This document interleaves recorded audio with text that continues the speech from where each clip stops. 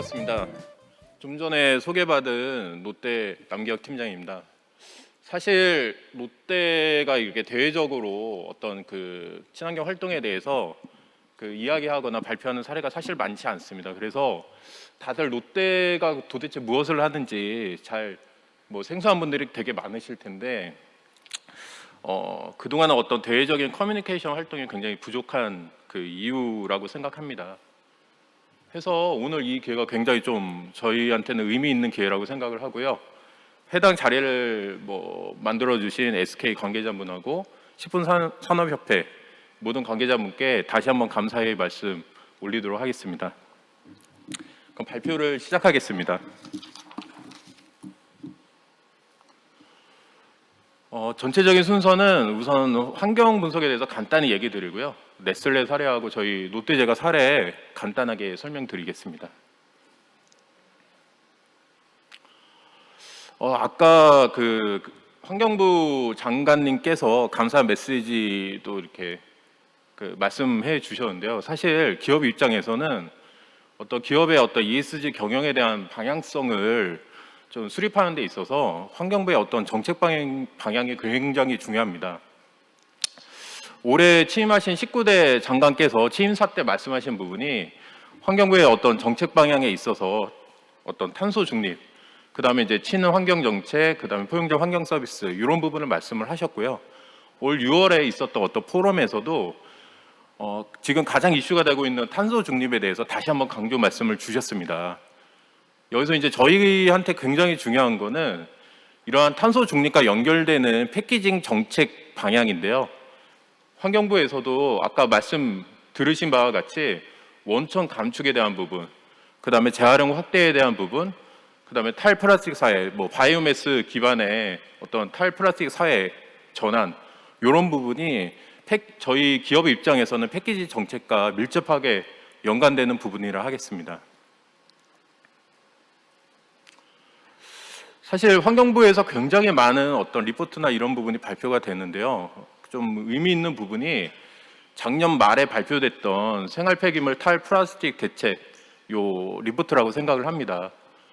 내용을 보시면요, 굉장히 많은 내용이 담겨 있습니다. 그래서 앞서 말씀드린 바와 같이 앞으로 어떤 그 원천 감량에 대한 어떤 유도 정책, 그래서 이제 재포장 행위 금지나 일회용컵 보증금 제도 같은 내용이 담겨 있는 원천 감량 내용도 있고요. 그 다음에 몇 번 언급은 됐지만 조금 시간은 필요하겠지만 플라스틱 재생 원료에 대한 사용 비율을 30%까지 단계적으로 확대하겠다는 플라스틱 재활용 확대에 대한 내용, 그리고 이제 석유계 플라스틱을 줄이고 100% 바이오 플라스틱으로 전환하겠다. 마스크 좀 벗고 하겠습니다. 예. 석유계 플라스틱을 줄이고 100% 바이오 플라스틱으로 전환하겠다는 대체 플라스틱 사회로의 전환 등 굉장히 많은 내용이 담겨 있습니다. 그래서 저희 기업 입장에서는 이러한 내용을 전제로 향후에 어떤 기업의 ESG 경영의 방향을 좀 세우고 그에 따라서 환경부 정책과 같이 가려고 하고 있습니다. 네슬레 사례를 조금 말씀드리고 싶은데요. 네슬레는 어떤 환경 정책을 이렇게 진행을 할 때 다음에 보시는 이제 6가지 아젠다를 기반으로 해서 환경 정책을 고려한다고 합니다. 자원 활용을 최대화하고 환경적 요소를 수치하는 등의 어떤 6가지 아젠다가 있고요. 그 중에서 이제 자연 자원 보호 측면에서 보면 최신의 어떤 인공위성 기술을 활용해서 특정 지역의 어떤 산림을 모니터링을 해서 불법적인 어떤 벌목이 이루어지는 지역에서 나오는 팜 오일은 그 자사 제품을 사용하지 않는 그러한 환경 정책을 또 펼쳐 나간다라고 합니다. 저희 식품기업 입장에서는 글로벌 선도 업체인 네슬레의 어떤 방향성을 굉장히 중요하게 생각하고 지속적으로 모니터링하고 있습니다.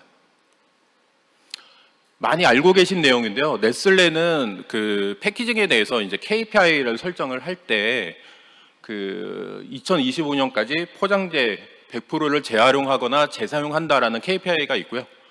또한 그 재활용 플라스틱을 중심으로 하는 KPI를 같이 담고 있습니다. 이런 부분을 전제로 해서 저희도 그룹의 어떤 KPI 수립 작업을 현재 진행 중에 있습니다.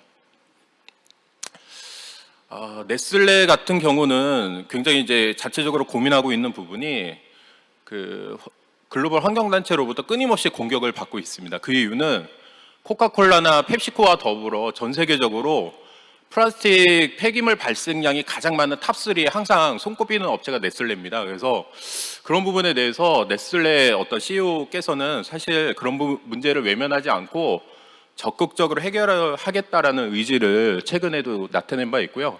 실제 2조 원 이상을 지금 투자 계획을 발표한 바 있습니다.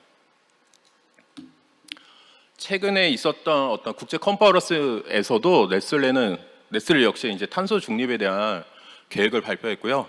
2050년에 넷제로를 달성을 하고 중간 목표도 설정을 했습니다. 사실 좀 저희한테 의미 있는 데이터인데요. 보시면 한 5천 명 대상으로 해서 100대 기업의 ESG 브랜드를 조사한 결과입니다. 보시면 종합적인 점수는 이제 LG전자가 1등을 차지했고요. 환경 부분만 집중해서 보시면 SK이노베이션이 굉장히 좀 높은 점수로 1위를 차지했습니다. 특히 기후변화 대응이라든가 재생에너지 항목에서 최고점을 받았다라고 생각합니다. 되어 있습니다. 이 부분이 시사하는 점은 앞으로도 이제 기업 브랜드에 대해서 지속적인 평가가 이루어질 거고 소비자들은 그러한 평가 결과에 기반해서 기업들을 보거나 기업을 선택하게 될 것인데 이러한 부분에 맞춰서 각 기업들은 브랜드 이미지 개선 노력을 지속적으로 해야만 하는 상황에 놓여 있습니다. 저희 롯데그룹 얘기를 좀 드리겠습니다. 저희 그룹에서 의미 있는 부분은 지난 7월 1일 날 저희 그룹은 ESG 경영을 선포하였습니다. 옛날 사장단 회의라고 하는 이제 VCM에서 이제 그 ESG 경영을 선포했고요. 탄소 중립에 대한 언급, 그 다음에 이제 상장 계열사 중심으로 ESG 위원회를 구성하겠다. 그리고 CEO 평가 시에 ESG 관리 성과를 반영하겠다라는 내용이 담겨 있고요. 저희 그 화학비유에서는 플라스틱 재활용이라든가 어떤 배터리, 수소, 친환경 소재 등을 선정을 해서 9조 원 이상을 투자한다라는 계획을 발표한 바 있습니다. 그날 그 ESG 경영 선언 이후에 각 저희 그 전 직원이 사실은 롯데그룹 ESG 경영 선언문을 좀 공유 받았고요. 지금 현재는 그룹의 어떤 비전 수립 작업을 새로이 진행 중에 있습니다. 이를 통해서 각 계열사 전사전력하고 얼라인하는 부분을 현재 실무적으로 좀 진행하고 있습니다. 사실 그동안 몇 번의 그 ESG 경영에 대한 언급이 있었지만 사실 실행이 조금 미진했습니다. 그 이유는 실제적으로 ESG 경영을 수행하기 위한 어떤 인프라 구축이 조금 미비했다라고 자체적으로 반성을 하고 있습니다. 따라서 저희 롯데 지주 내 ESG 팀이 발족이 되면서 상장사 위주로 죄송합니다.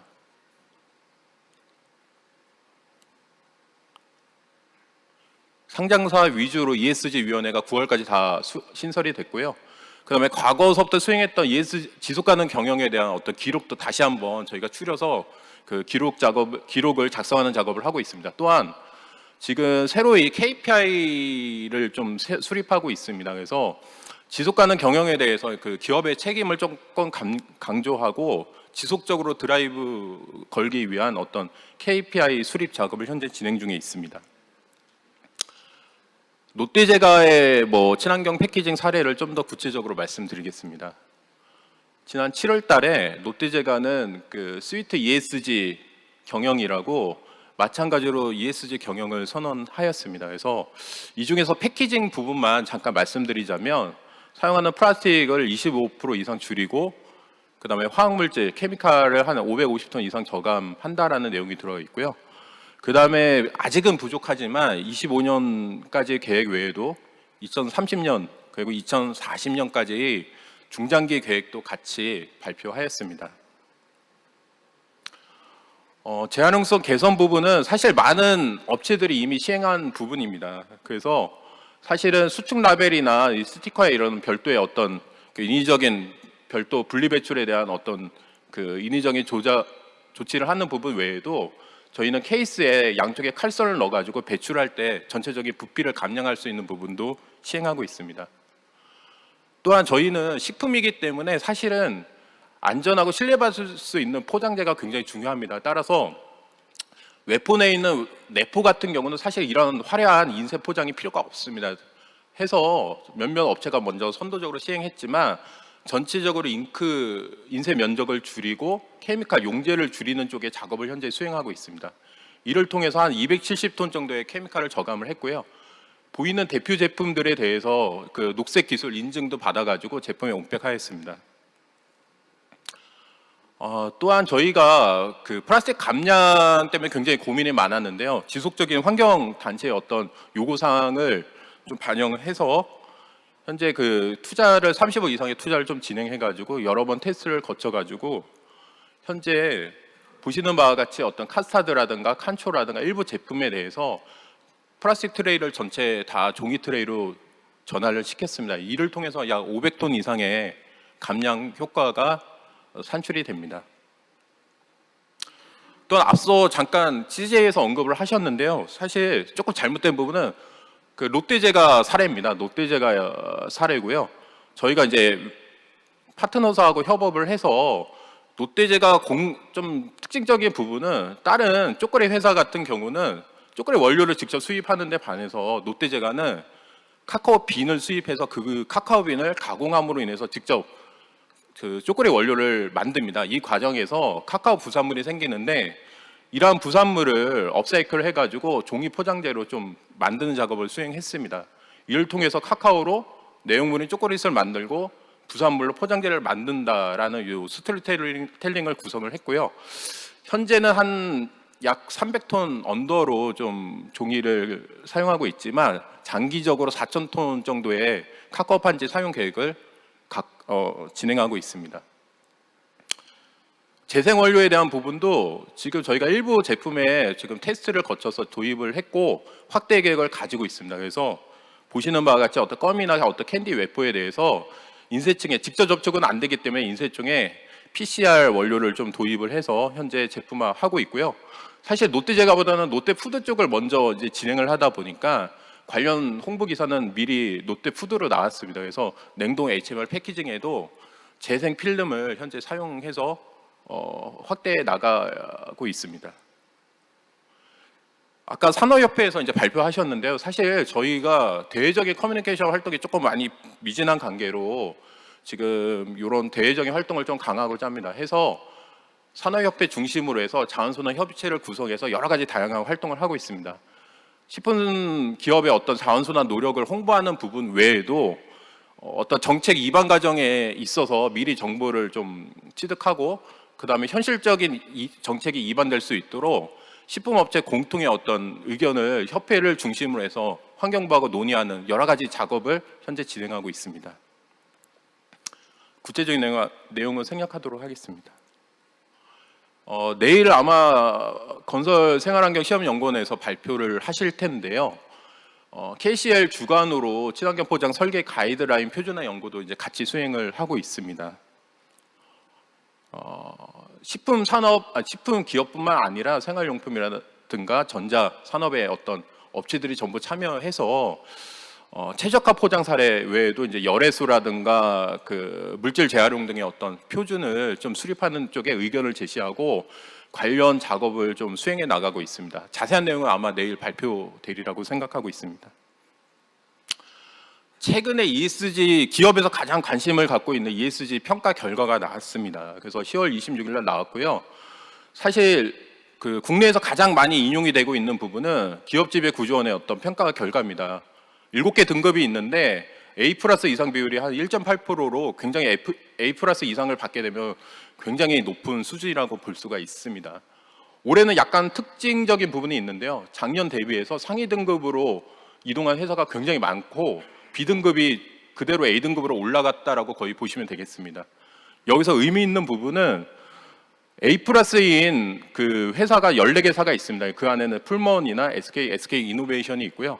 다만 좀 아쉽고 이제 저희 식품기업에서는 조금 반성할 부분이 환경 등급만 놓고 보면 식품기업은 아예 없는 실정입니다. 따라서 앞으로 이제 저희도 이런 부분을 좀 반성하고 환경 등급에서 이제 높은 등급을 받을 수 있는 어떤 기업 차원의 노력이 필요한 부분이라 하겠습니다. 시간 관계상 좀 한마디만 드리고 마치도록 하겠습니다.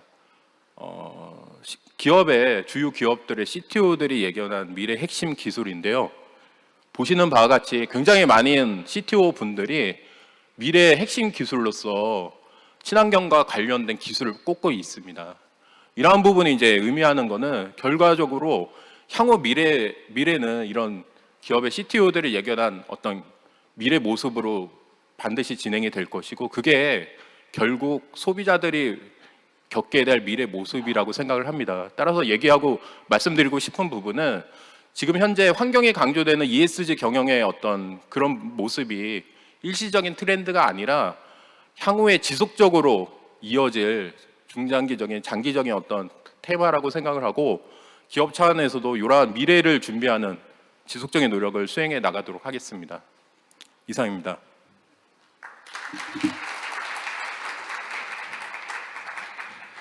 남기혁 팀장님 발표 감사합니다.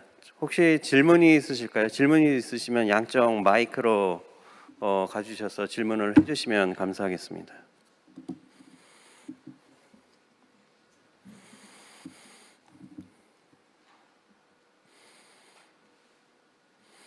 우리 포럼 준비위원장님이신 신양재 위원장님 질문 없으실까요?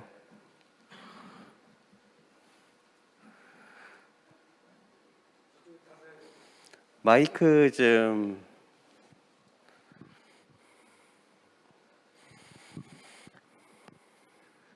질문할 수 있는 기회를 주셔서 감사합니다.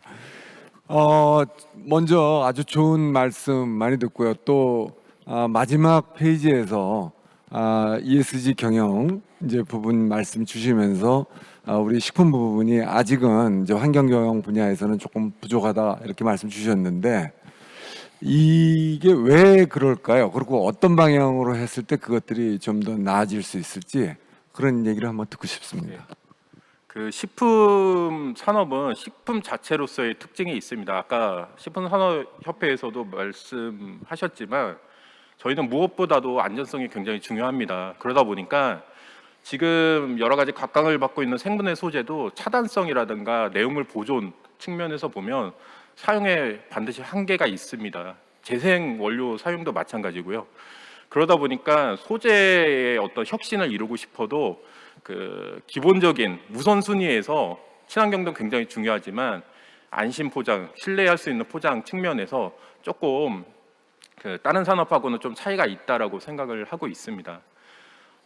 그래서 향후 방향성은 지금 지속적으로 기술 개발이 이루어지고 있습니다. 그래서 예를 들자면 그 재활용 플라스틱 재생 원료 같은 경우도 케미컬 리사이클링 기술이 국내에서 아직 뭐 완벽하게 뭐 양산 체제까지는 안 된다 치더라도 케미컬 리사이클을 통한 어떤 보틀 제조나 이런 부분이 이루어지고 있고, 그런 기술 개발을 통해서 나중에 식품 산업으로의 어떤 확대가 가능하다라고 보고 있습니다. 다만 저희는 무리한 어떤 그 신규 소재나 그런 부분의 사용은 지양하는 쪽을 병행으로 이제 끌고 가고 있습니다. 네, 감사합니다. 추가 질문은 잠시 후 패널 토론에서 또 진행될 수 있으니까요. 다시 한번 좋은 발표와 질의응답해 주신 남기혁 팀장님한테 큰 박수 드리겠습니다.